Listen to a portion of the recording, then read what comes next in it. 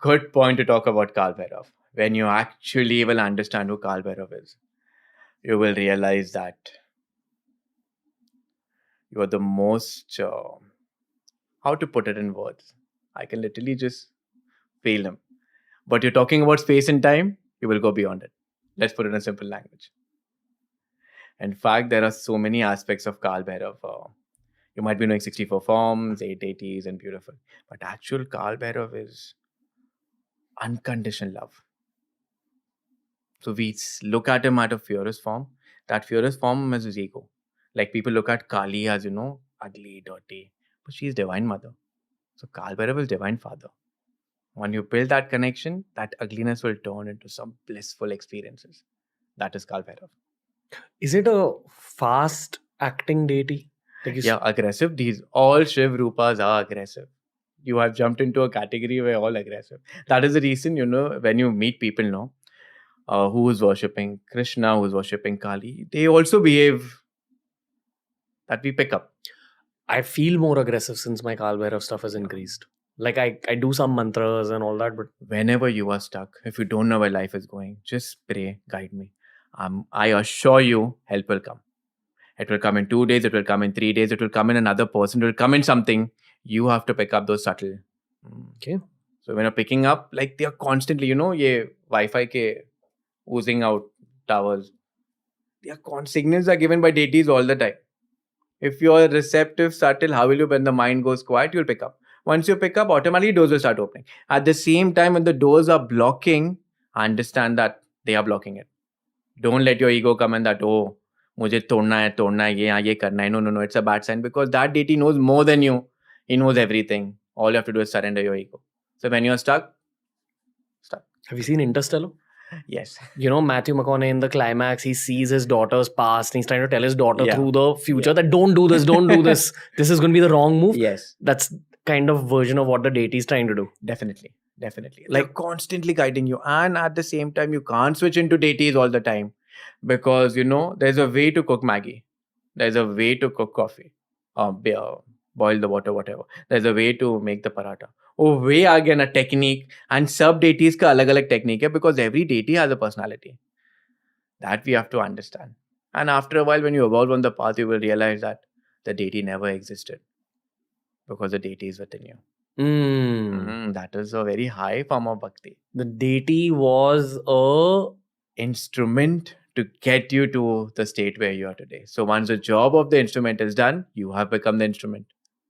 You've become that manifestation that God designed, for lack of better words. And then you become God. You are God.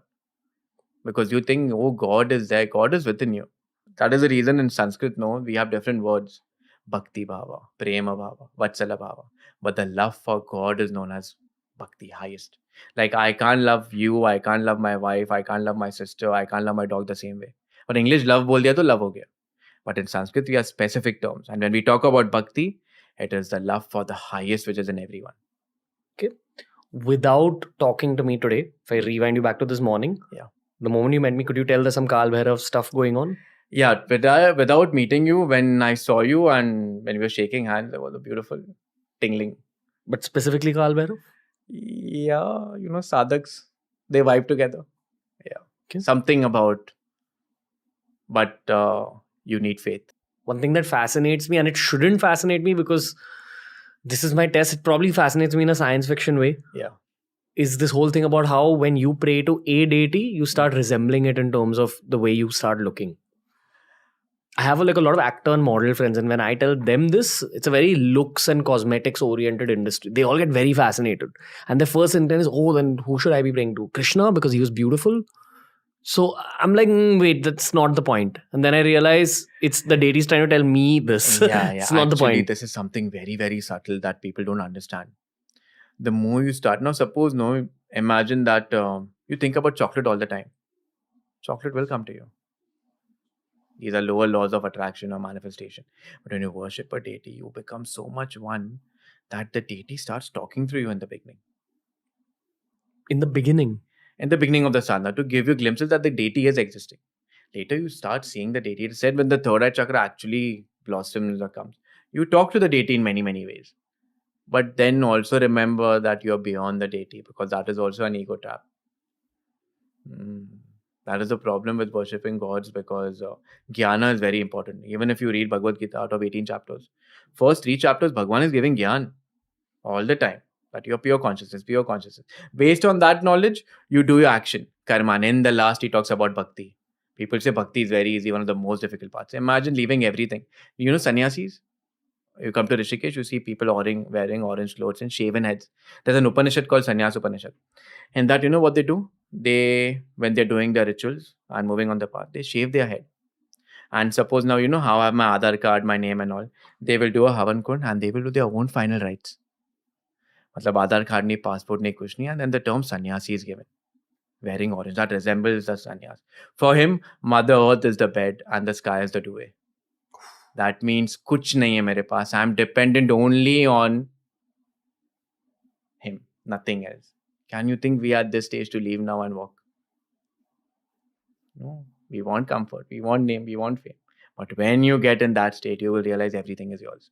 You are everywhere, yet you're nowhere. That is a sannyasi. So if you enjoyed this video, make sure you check out this playlist for more videos just like this. It's TRS Clips.